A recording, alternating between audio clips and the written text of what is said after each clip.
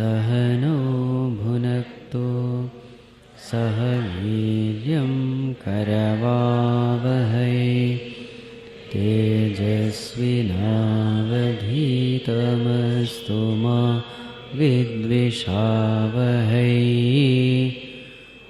ॐ शान्ति शान्ति।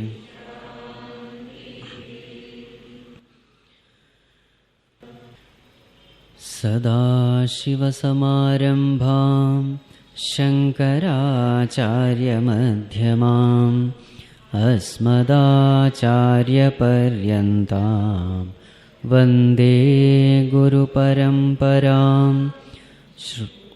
श्रुतिस्मृतिपुराणानाम् आलयं करुणालयं नमामि भगवत्पाद शङ्करं लोकशङ्करं।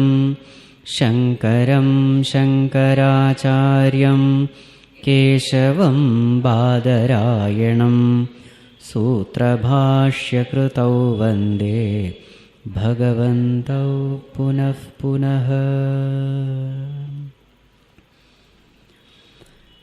Let us chant the Shanti mantra together.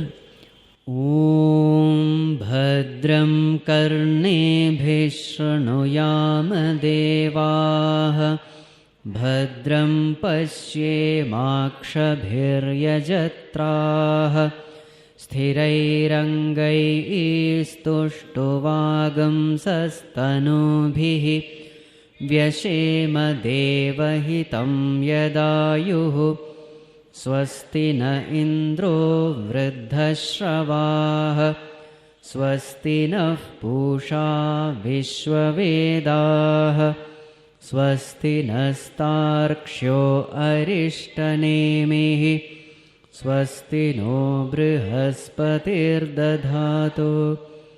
ॐ शान्ति शान्ति शान्तिः। Now let us chant the first 11 together. Mano hi dvividham proktam shuddham cha shuddhameva cha ashuddham kama sankalpam shuddham kama vivarjitam mana eva manushyanam karanam bandhamokshayoh bandhaya vishayasaktam मुक्तं निर्विषयं स्मृतं यतो निर्विषयस्यास्य मनसो मुक्तिरिष्यते। निर्विषयं नित्यं मनः कार्यं मुमुक्षुणा निरस्तविषयासङ्गं सन्निरुद्धं मनो हृदि यदा यात्यात्मनो भावं तदा तत्परमं पदं तावदेव निरोद्धव्यं यावद्धृदि गतं क्षयम् एतज्ज्ञानं च ध्यानं च शेषो न्यायश्च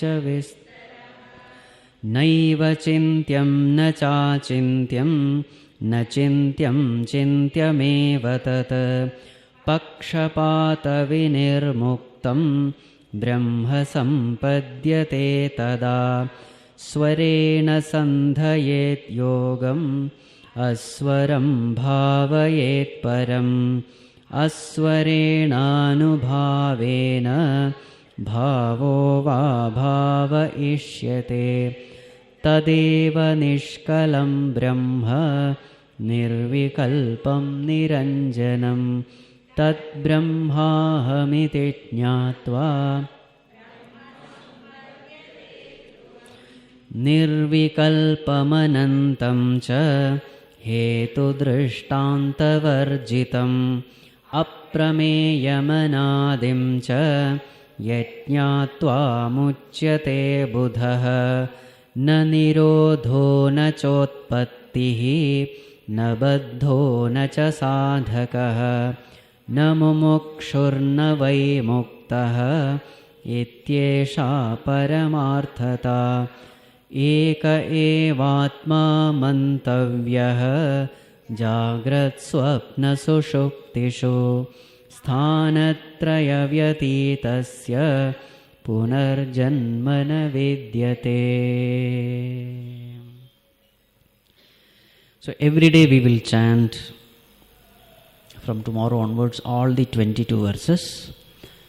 So every day when we chant, it gets registered. Those verses become familiar. Right. Now before we get into this Upanishad, I would like to know what is the difference between mantra and sloka. Slokas in the Upanishad is called mantra. That's right. Any specific difference? So many people are confused. We say Veda mantra, we don't say Veda sloka. Bhagavad Gita sloka we say. We don't say Bhagavad Gita mantra. Bhagavata Purana shloka, not mantra. Ramayana shloka, not mantra. Now what is the difference between these two?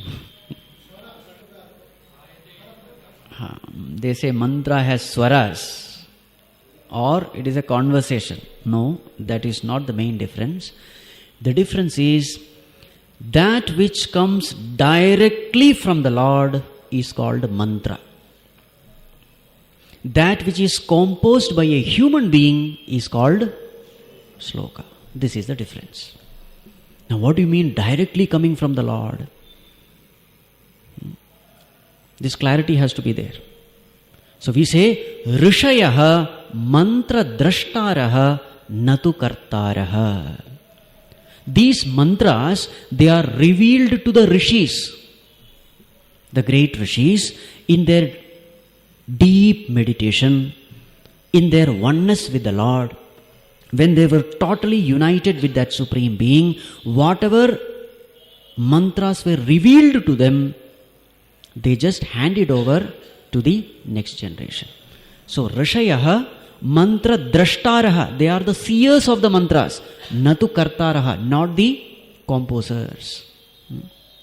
So in their deep seat of meditation, when they were in tune with the divine, whatever was revealed to them, those are called as mantras.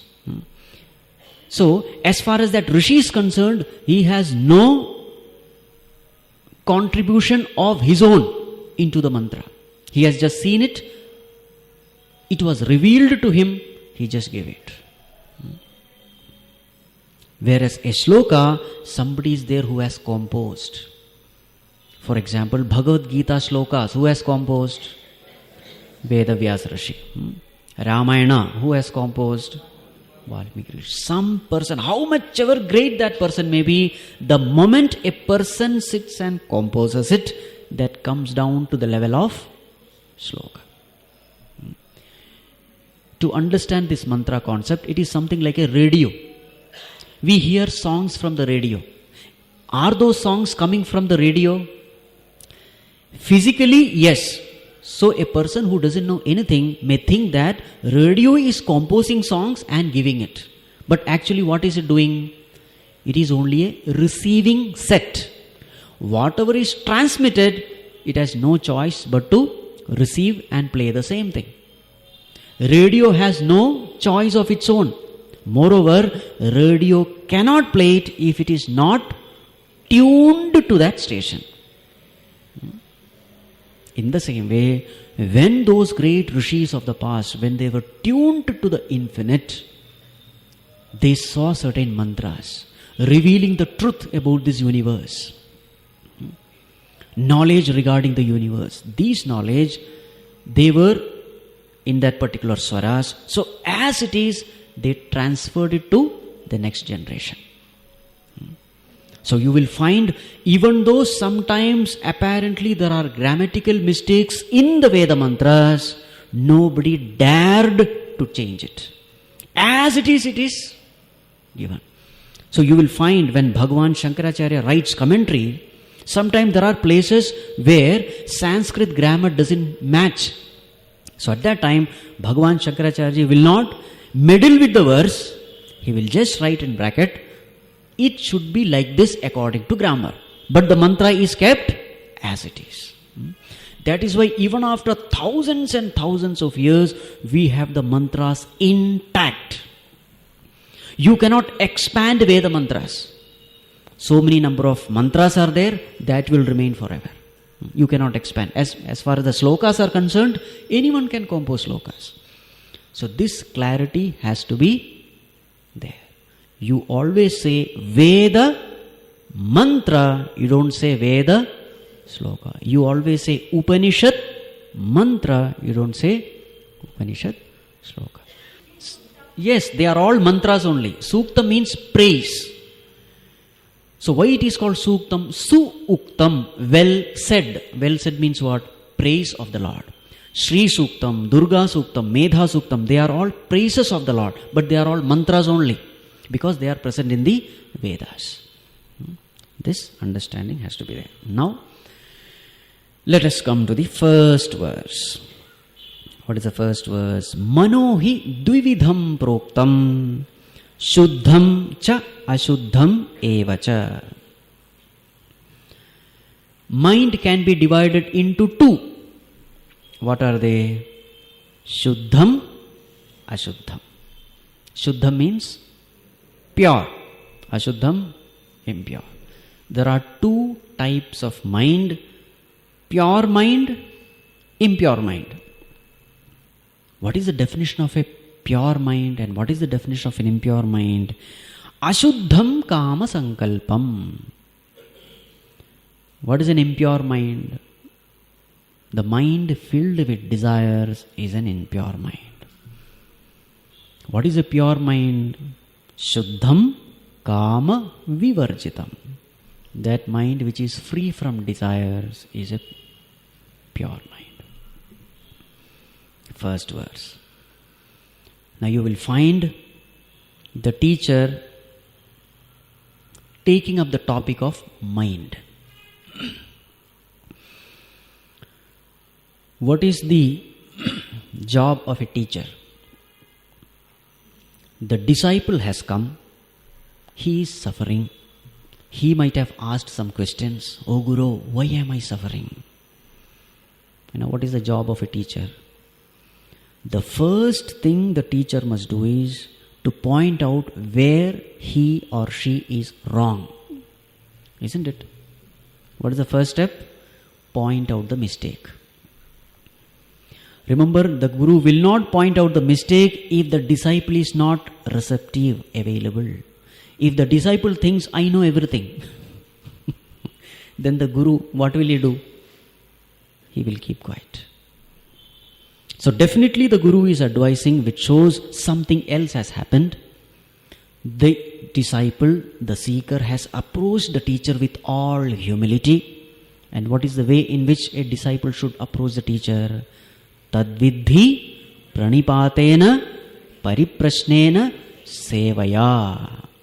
3 points are mentioned in Bhagavad Gita, the 4th chapter. Tadvidhi, know this knowledge. How? Pranipata. First is surrender unto the feet of the teacher. Fall flat. Sashtanga pranama. Now we have to understand what this Sashtanga pranama means. It is not just a physical gesture. It is an attitude. More than physical gesture, it is an attitude of the mind, wherein the disciple expresses that, O teacher, I have full faith in you. I surrender my body, mind and intellect unto you. I trust your words. Even if it goes against my experience, I trust you. Even if it goes against my sensory perceptions, I trust you.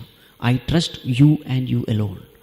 This gesture is indicated by Sashtanga pranama.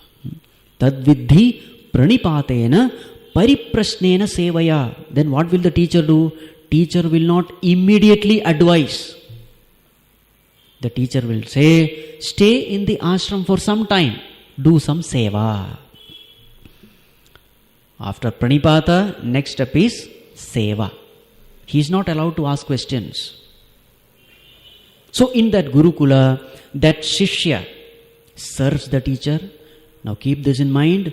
The Shishya is allowed to serve the teacher not for the teacher's sake. It is not that Guru wants to be served. No, he is not interested in getting service, but he allows the Shishya to serve him because he wanted to know him in depth. The Shishya should understand the Guru should understand the Shishya. There has to be a harmony. Personalities are different. So therefore, for some time, the Shishya is allowed to serve the teacher, remain in the company of the teacher, in the presence of that master, so that each one understands at what level they are. It is possible that the Shishya may get bored of the teacher and he may go away. All that is possible. Therefore, the Guru does not begin the teaching. Guru waits to understand this person thoroughly, because the teaching cannot be given unless you understand the level of the student. Basically, the student level can be divided into three, broadly classified. The student may be tamasic, the student may be rajasic, or the student may be sattvic. 3 levels. And for these 3 levels of seekers, the advice has to be different. It cannot be the same. For example, tamasic student. What is the nature of a tamasic person? He will be lazy, he will be always sleepy, he will have no interest in anything, inadvertent, careless. This kind of seeker, if he comes to the teacher for this knowledge, will the Guru advise the technique of deeper meditation? What will he do at the seat of meditation? If at all such techniques are given, what will he do? He will sleep. So therefore, higher techniques of meditation may be very much true, but that is not fit for this particular seeker. So the Guru will not give that technique. Suppose the person is of a rajasic kind. What is rajas? Rajas means extrovertedness. Rajas means restlessness. Rajas means too much of, what you call? Enthusiasm. He cannot sit at a place quietly, silently. A rajasic person cannot sit in a place quietly. Such a person, can we advise the higher techniques of meditation? It's of no use. So for a tamasic person, what will the teacher advise? Tamasic person, work hard. Come out of your laziness. That kind of advice will be given. Lot of work will be given. That is the advice. He will not be given Upanishadic mantras. No, it is not fit. What about a rajasic person who is already active? He will be asked to do selfless service. And now suppose the student is very, very high order, sattvic, very sharp, very intelligent, very pure. To them, these mantras are given. So the level of the student has to be understood. According to the level of the student, advice is given. All the advice is not meant for all. So this maturity the Guru has, just the moment he sees that student, living with him for some time, the Guru understands and rates the student in which level he belongs to. According to the level, the advice is given. Instructions are given. Now that we are studying Upanishad, understand the student is of very, very high order. Therefore, the teacher directly starts with mind. Right? So what is the instruction given? The first verse deals with the mind. Mano hi dvividham proktam. Oh my child, all your misery is because of your mind. Understand. See the second verse. Mana eva manushyanam karanam bandha mokshayoho. This is the most important verse in this mantra, in this Upanishad. Mind alone is the cause of your bondage. Oh my dear child, are you suffering? You are not suffering because of the world. it is your mistake. You are suffering because of your own mind. Therefore, let us study about the mind. Since the mind is the cause of your bondage, mind is the cause of your suffering, let us study about the mind. This is how the thought flow goes. So now we are going to study the mind. What is mind? Now the Guru tells mind is of two types.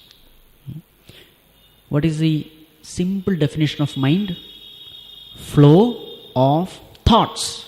A simple definition. Flow of thoughts. Now what does the Guru say? Manohi dvividham proktam. Mind can be divided into two. Impure mind, pure mind. And now see the second verse. Mind alone is the cause of bondage. Mana eva manushyanam karanam bandha mokshayoho. Bandhaya vishayasaktam.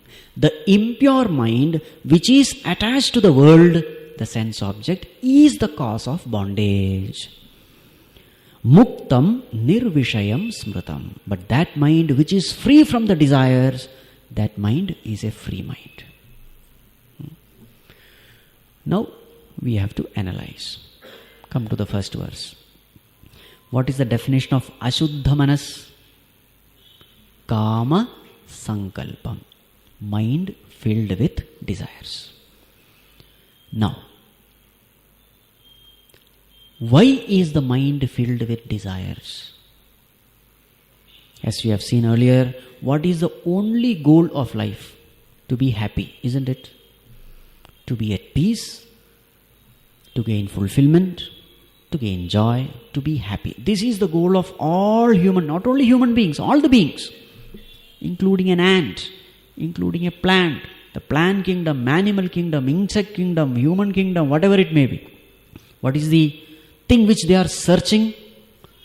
Happiness. What kind of happiness? Infinite happiness for infinite period of time. Correct? Yes. Now, why is the mind entertaining desires? Mind is entertaining desires only to gain happiness. But why should it entertain desire?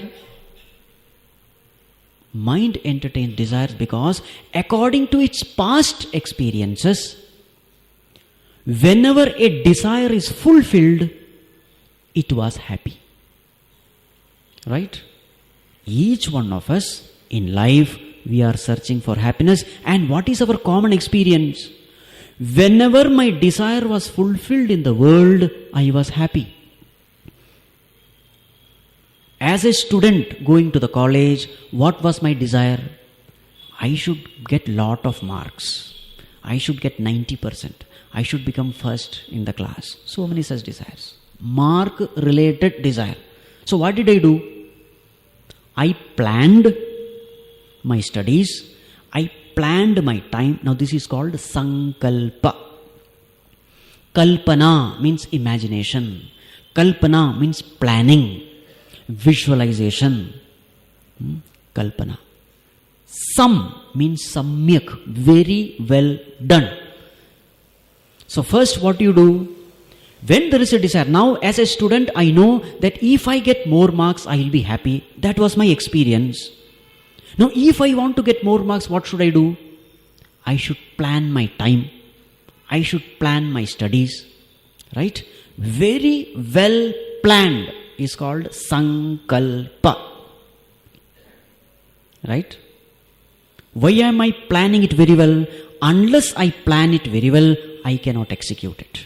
So therefore I plan it very well and work hard, and when I get what I desire, then I feel happiness. So therefore, what is the philosophy of my life? Happiness comes when the desire is fulfilled. As a student, when I got the marks which I wanted, I was happy. Later on, when I grew up, when I got the job what I wanted, I was happy. And then when I got the partner, husband or wife, whom I loved, when I got him or her, I was happy. When I wanted the house of my dreams, I was happy. when I did not have a child, I was miserable. Meaning what? Whenever I don't get what I desire, I am miserable. When I get what I desire, I am happy. Isn't it? So when I had a child, I became very happy. And when I had a brilliant child, I was very, very happy. Right? When I purchased a car, I was very happy. Now, throughout this life, slowly, you form this philosophy of life. What is the philosophy? Whenever my desires are fulfilled, I am happy. Therefore, what is the equation of happiness? Fulfill your desires. And now the mind has been observing it. Remember, we take decision, our philosophies are made not blindly, but by observation. It may be a superficial observation, but it is only through observation that you form philosophy in life. What is philosophy? Philosophy means, how can I make myself happy? Whatever is your understanding, that is called philosophy of life. So this philosophy of life I have formed not by book reading, but by my own experience. So what is my experience? The world is the source of happiness. Whenever I get worldly objects, I am happy. Whenever I don't get them, I am miserable. So therefore, what will the mind do? It cannot but do sankalpa. Desiring, planning, thinking of. How can I get the desired object so that I will be happy?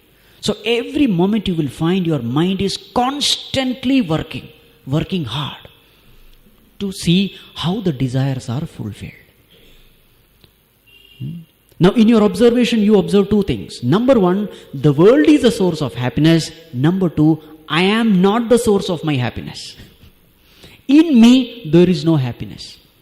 How did I come to this conclusion? Whenever I am left alone, without newspaper, without mobile, without TV, without any friends, whenever I am left alone, what do I experience?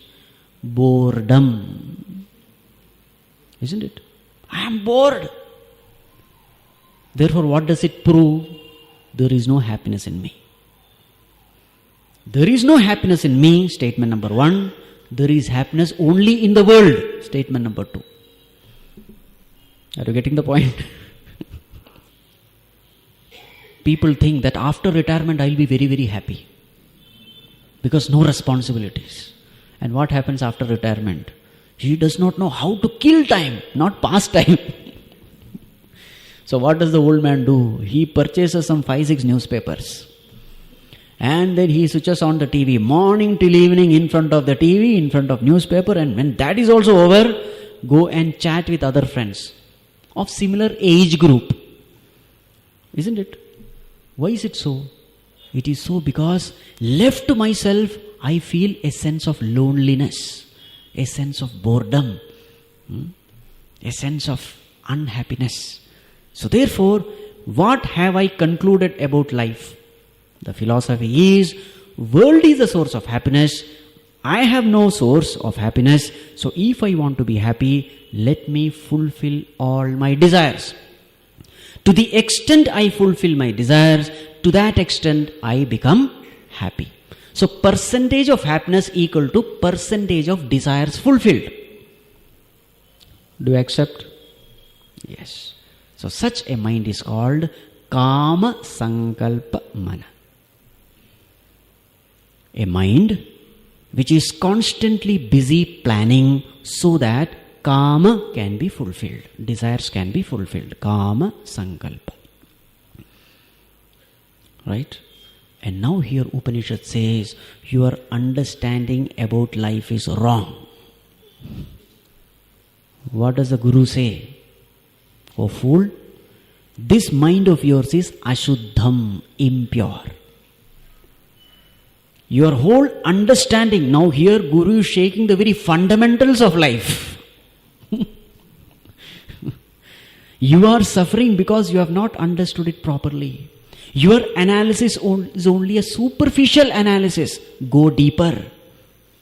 You are suffering because your analysis is incomplete. You are suffering because you have trained the mind in the wrong way. You are suffering because you are searching for happiness in the wrong place. Mana eva manushyanam karanam bandha mokshayoho. Are you feeling suffocation, bandhanam? Are you suffering? Your mind is the cause. And who has trained that mind? You yourself. And how did you make this philosophy that world is the source of happiness and I am not the source of happiness? You, through your own foolish analysis, you have come to this conclusion. Remember, scriptures have not guided you. Without the scriptural guidance, you have come to this conclusion. At the most, you have compared your experience with others. And unfortunately, 99.99% of the people are foolish. So a fool comparing with another fool and finds that both of them, line of thinking matches. And now we are all in a rat race, searching happiness in the outer world. Are you getting the point? There is a sense of comfort when you find that your thinking is matching with majority. And you think majority is always right. Unfortunately, in spirituality, majority is always wrong. Now the Guru is correcting the student. Where have you gone wrong? This is the most important thing. Because now, once the student understands that I am wrong, and once the Guru proves to him that he is wrong, and once the Guru make that conviction strong, then after that, the seeker, he can correct the mistake and he can walk the right path. After that, Guru is not needed. Guru is needed to indicate where you are wrong, why you are wrong, convince you that you are wrong, and then show the right path and leave it. That's all. Right? Now what does the Guru say? You are bound because of your mind, and that mind happens to be an impure mind. Therefore, you are suffering. Now, how can a mind filled with desire cause bondage? Next topic. Now here it is said Ashuddham Manaha. Normally whenever we say impure mind, what is the thing which comes? Negative thoughts. Ashuddham, impure mind means always we think of anger, greed, jealousy, etc. Isn't it? Now remember, here no such term is used. If your mind is filled with desires, whether it is good or bad, your mind is impure. See the definition. Definition is perfect. Now we have to see how the mind filled with desires cause bondage. Now this mind, let us take this mind which is filled with desires. What is the philosophy of this mind? World is the source of my happiness. Fulfilling the desires is the way to become happy. Gaining the desired object from the world is the way to become happy. Correct? Such a mind is called Ashuddha Manas. Yes, mind filled with desire. Now, let us see what is bondage. First of all, we have to define what is bondage. Suppose a person is bound to a post with a rope. We say that person is bound, isn't it? What is the sign of bondage? The sign of bondage is lack of freedom. Correct? Sign of bondage is lack of freedom. Sign of bondage is helplessness. Correct? So first let us take the gross example. A person is tied to a post. Now we say that person is bound. Now physical bondage is easy to appreciate, understand. Now that person wants to move around, but he is not able to move. Why? Because he is bound. This physical bondage everyone can understand easily. Now we are going to talk of psychological bondage. Bondage at the mind level. So bondage means what? Two things. Lack of freedom, helplessness. Now we have to see how a person bound by the mind, bound by the desires, how he is helpless. How he is not free. Now different facets of bondage we are going to see now. The results from the world, are they predictable or unpredictable? It is absolutely unpredictable. That is how the world is designed. Anything in the world is unpredictable. Now this desire-ridden mind, what is the philosophy of this mind? I will be happy if I get the desired object. My happiness depends upon getting this desired object. Now this getting thing, is it predictable or unpredictable? Unpredictable. Mind wants happiness. There is nothing wrong in seeking happiness. We are not criticizing seeking happiness. That is the nature of the mind. You cannot change it. You need not change it. Let the mind seek happiness. Nothing wrong. But now the problem is, mind is trying to seek happiness through the desired object. Now what has happened? It has put a condition for being happy. What is the condition? I should get the desired object, then I will be happy. But unfortunately, anything of the world, there is no guarantee you will get it. Correct? A student may study, but there is no guarantee he will come first. There is no guarantee he will get this much percentage. So many factors decide that result. At the most, I have only one factor with me, my own self-effort. All the other factors are not in my control. Various other laws of nature will decide those factors. And all those factors will decide the final result. And now this unhealthy, inauspicious link which I have made, that only if I get this unpredictable result, I will be happy. What happens to your happiness? It also becomes unpredictable. The unpredictable state of happiness expresses itself in terms of worry, fear, anxiety, stress, strain, etc. Do you agree? Yes. Whenever there is an unpredictability related to the goal, related to the desired object, whenever there is unpredictability, you will find your mind getting disturbed. You will find you are getting anxious. You are getting worried. Remember, you don't want worry. You don't want anxiety, but you are helplessly worrying. You are helplessly being anxious. This is called bondage. Got it? There is a helplessness. I want to be happy, but I cannot be happy. I don't want anxiety, but I cannot but be anxious. This is called bondage. Are you getting the bondage?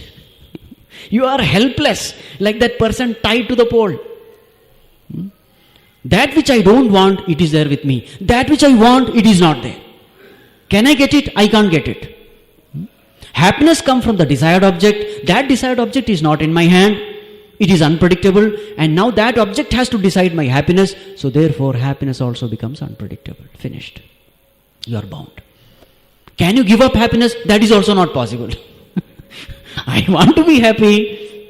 But the problem is, it is related to something unpredictable. That is a problem. Every phase of your life, you will find there is some unpredictability.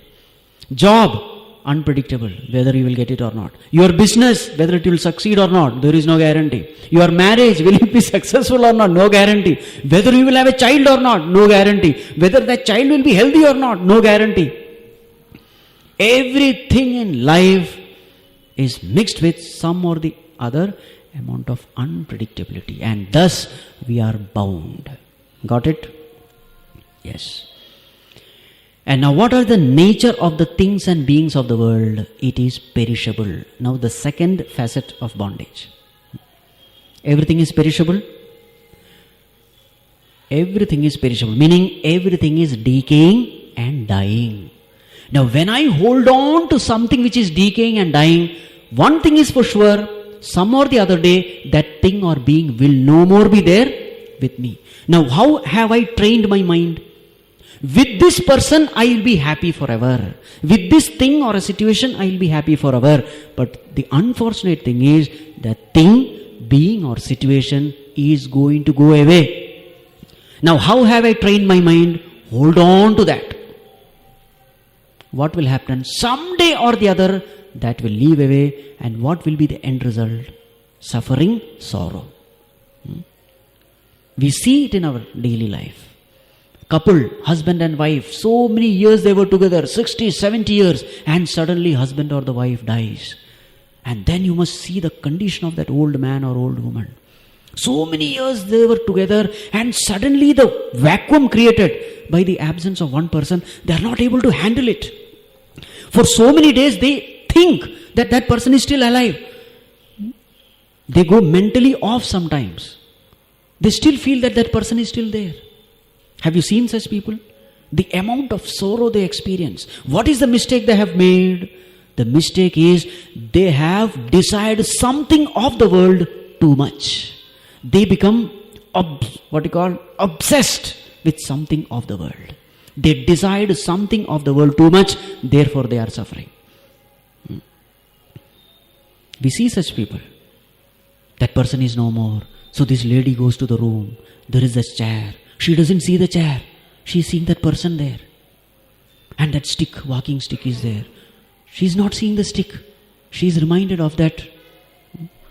Then that slipper is there. That cot is there. The room is there. All those old memories. This lady is living in the past only. She is not at all in the present. Totally gone off. Miserable. Or maybe the husband, wife is gone. What a misery. He would not take food without her serving. She has to serve, then only he will take. Now suddenly there is a vacuum. Now who will take care of him? Who will love just like her? Who else will love him? And that too at the old age when eyes cannot see, ears cannot hear, physical problem. Now what is the cause of sorrow? The cause of sorrow is you decide something or someone of the world. And what is the nature of the world? It is continuously perishing, it is dying. Isn't it a bondage? I want you to feel that bondage. Are you holding on to something which is going to die? Then definitely in future, someday or the other, you will have to face sorrow. No. He is loving someone wrong. The question is not right or wrong. Vedanta is not pessimistic or optimistic. It is realistic. The question is not of right and wrong. The question is, are you realistic? If you are realistic, there is no cause of worry. There is no cause of sorrow. So what is the kind of world we are presented with? A perishing world. When it is a perishing world, beware. Be warned. This is the second aspect of bondage. Remember, whenever I say bondage, you have to remember two things. Helplessness and lack of freedom. I want to be happy, but I cannot be happy. That's the situation. Now the third aspect. I have trained my mind to desire something of the world too much. This is called Ashuddha Manas. Now we are discussing how this mind is bound, right? Now I have something, I preciously value that thing very much, but suppose I see that somebody is having much more than what I have. What will I feel? You cannot but be jealous. I value something very much, and then I look at someone, he is having much more. Finished. For having jealousy, two conditions are necessary. Condition number one, you must love something very much. Number two, somebody should have more than what you have. It can be anything. It can be money, it can be possession, it can be even spiritual knowledge. Scholars are jealous of another scholar. A scholar will not be jealous of a businessman. A businessman also will not be jealous of a scholar because both of them don't value what other possess. No, correct? A businessman is not bothered about spiritual knowledge, therefore he never will be jealous of a scholar. But a scholar will be jealous of another scholar. A sports person, a tennis player will be jealous of another tennis player because the subject of interest, it is the same in both cases. Suppose you are attached to something in this world, of the world, and somebody possesses more. That feeling is called jealousy. Is it a comfortable feeling? It is fire. It burns you down, isn't it? Now see, I don't want to be jealous, but I am helplessly jealous. This is called bondage. Are you getting it? They're all psychological. Understand? Nothing is seen externally. Externally that person is laughing, smiling, etc., etc. But internally he is in fire. Getting it? This is another aspect of bondage. Another one.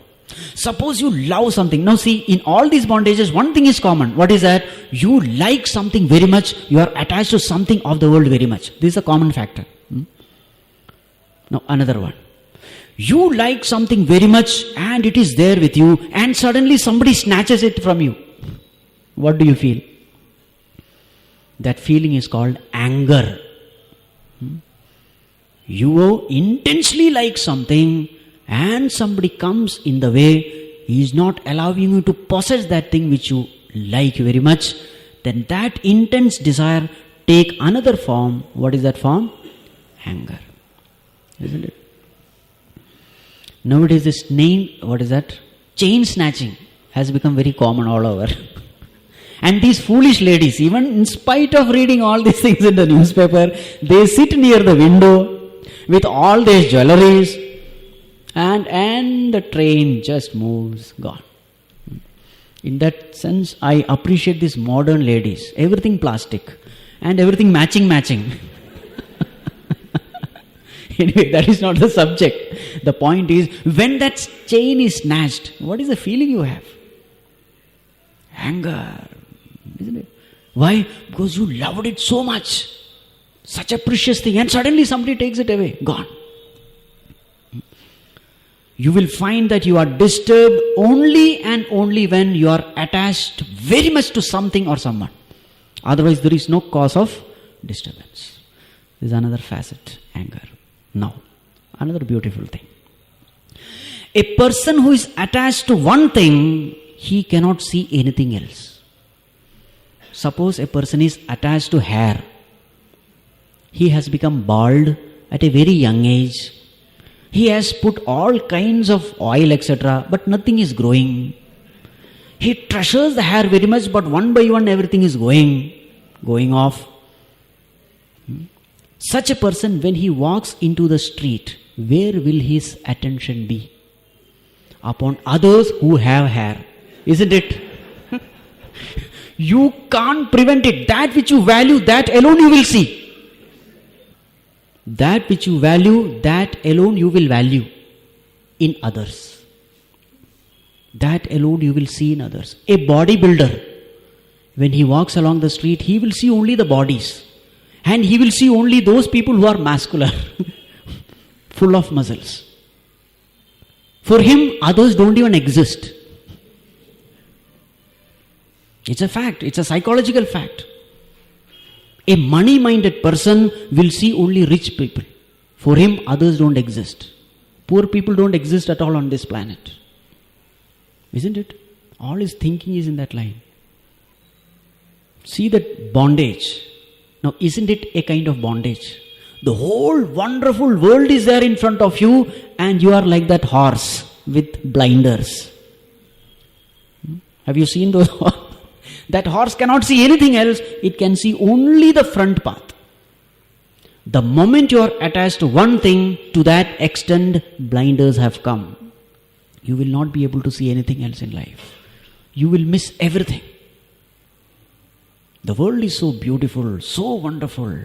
But as far as he is concerned, there is no world other than the thing or the being whom he loves very much. To that extent, he is bound. See that bondage. Beautiful sunrise, he will not see.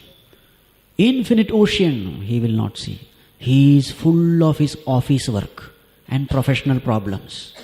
That is the only thing which he sees.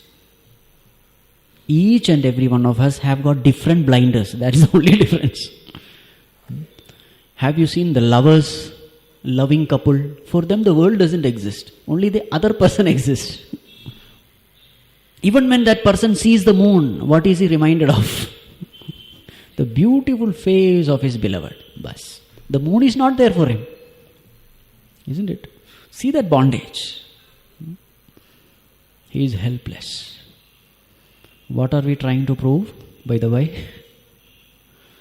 A mind filled with desires is bound. This is what we are going to prove. Now, another facet. A person who is attached to a particular thing very much, such a person loses his decision-making ability. He cannot think. He cannot but compromise when it comes to his beloved, when it comes to his loved ones.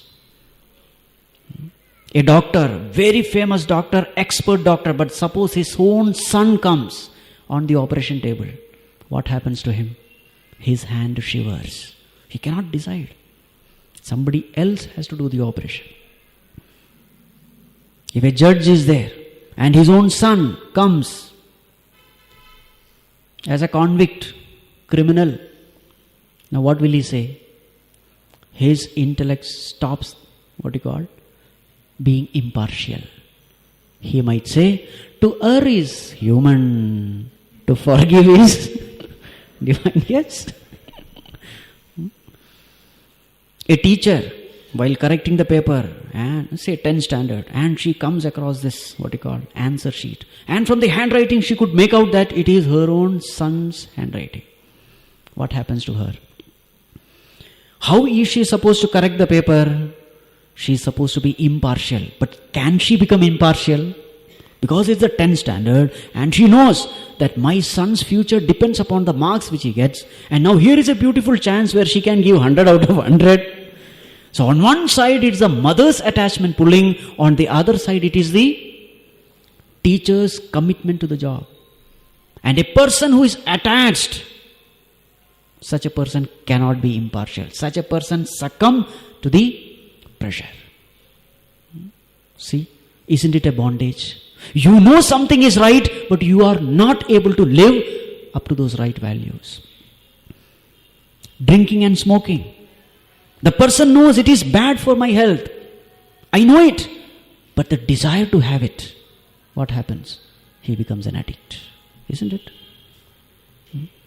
Isn't there a bondage? Yes. Now I tell you another bondage. Suppose you like something very much. Always this condition is there.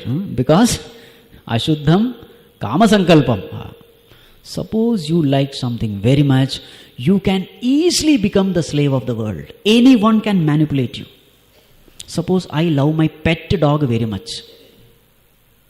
And somebody comes and says, oh, such a nice dog you have. So cute, so sweet. So obedient, so loving. What happens to me then? Somebody is praising my pet dog. What happens to me? I feel so nice. I feel so happy. Isn't it? And then I am ready to do anything for him. Because he is the person who is giving me happiness. Isn't it? Just observe how I become a slave in the hands of a person. Anything that I like, if somebody is praising, I cannot but be happy. And since this person is the cause of my happiness, I am ready to do anything for him. This is called buttering. If you want to get things done through your boss, find out what is his weakness. And then encash on it. The more your desires regarding the world, the more you can easily become a victim, you can easily become a slave in the world. Simple. The ladies have this weakness. Their main interest is in cooking and cleanliness of house. So what you have to do to make her happy? Simple. Say that, Amma, your food was excellent. Finished. She is bold. And say how neatly and cleanly you have kept your house. She cannot but be happy with you. And she will love your presence. She will adore you, revere you. Because here is a person who really appreciates me, she thinks. What I am trying to say is, whatever you are attached to, very easily you can become a slave. Now, do you want to be a slave or a master? We all want to be masters. No one wants to be a slave. The more your attachment to the world, the more is the bondage. Is the bondage concept getting clear? Now, the subtle bondage. Whatever I desire in the world, if I am intensely desiring it, and at the time of death, what will I think of? That thing which I love the most, isn't it? That thing which I am attached to the most, that alone will come to the mind. And the law of the universe say, yam yam vapi smaran bhavam tyajatyante kalevaram tam tameveti kaunteya sada tad bhava bhavitah. At the time of death, whatever you remember, whatever comes to your mind, whatever thoughts you entertain, that will decide your future birth. Antakale cha mameva smaran muktva kalevaram. What happens to them? Antakale cha mameva smaran muktva kalevaram yaf prayati sa madbhavam yati nastyatra samshaya. Whoever at the time of death remembers me, he reaches me. There is no doubt. Now, the question is, what kind of thoughts will come at the time of death? The thoughts which you have been entertaining, that only will come. If throughout your life you have been thinking of money, what will come? Money will come. If throughout your life you have been thinking of wife and children, only they will come. There are people at the time of death, they will say, where is my son? Where is my daughter? Call all of them. This is the way they die. Throughout their life, they have been attached only to them. In that direction they go. Whatever desires are there in your mind at the time of death, in that direction you go. Meaning what? You are bound to come back again. Isn't it bondage? Janma Mrityu cycle continues. Whatever desires are there unfulfilled, you come back to fulfill those desires. That coming back means what? You are bound to this world. This is the subtler bondage. So therefore, what is the conclusion? If you entertain desires, if your mind is stuck to anything of the world, you are bound. And to that extent you will suffer. To that extent you will be a slave. The question is not what desires, good desires, bad desires. It is immaterial. Are you desiring something? You are in for trouble. Are you desiring anything of the world? You are in for trouble. Remember that of the world includes body, includes mind, includes your own intellect also, because that is also a part of the world. It is made of Pancha Mahabhuta, earth, water, fire, air, space. Yes, your intellect is also made of that. Anything you are attached to other than God, that is the point. If you are attached to anything other than God, you are in for trouble. And if you are attached to anything other than God, such a mind which is attached to the world is called Ashuddha Manas. Got it? So we have seen bondage now. Now what are we supposed to do? Every time we suffer, try to analyze where I am bound. Where the mind is bound. This is a beautiful exercise to be done. Whenever you suffer, what is the end result of bondage? Suffering, disturbance, pain, worry, anxiety, all these things. Now whenever you get disturbed, try to go back. Disturbance is the cause, disturbance is the effect. Try to find out the cause. I am disturbed. Why? Go back. And then definitely you will find somewhere you are stuck. Somewhere you have forgotten God. Somewhere you are giving higher importance to the world than God. It is for sure. In Bible there is a verse, I am a jealous God. I am a jealous God. Meaning, my children loving something other than me, I cannot stand it.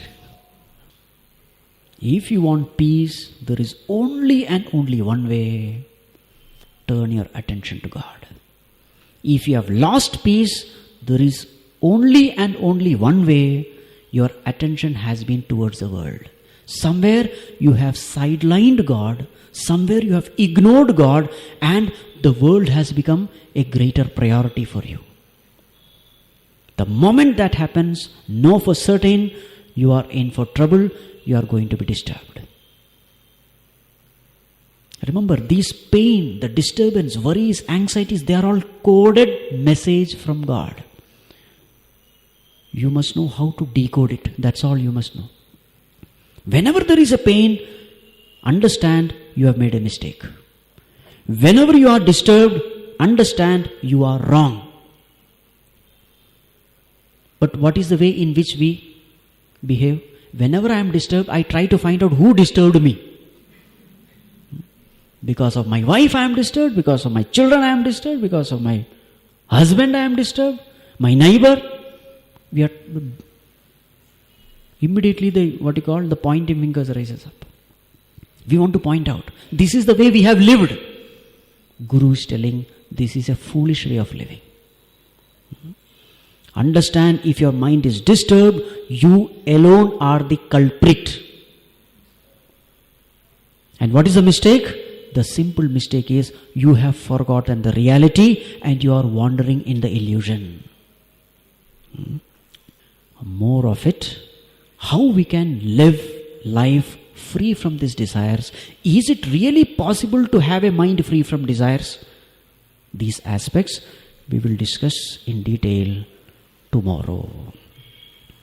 How to make kama vivarjitam manas, a mind free from desires. Is it possible? If it is possible, how? Is there a practical way? It is there. The only thing is, scriptures are there. We have to study the scriptures. We have to follow the guidelines of the scriptures. We have to follow the great masters who have walked the path and crossed this ocean of samsara. How to attain it? Tomorrow we will see. Om sarve bhavantu sukhinah, sarve santu niramayah, sarve bhadrani pashyantu, ma kaschit dukkha bhag bhavet, asato ma sadgamaya, tamaso ma jyotirgamaya, mrityorma amritam gamaya. Om Shanti Shanti Shanti. Hari Om. Shri Gurubhyo Namaha. Hari Om.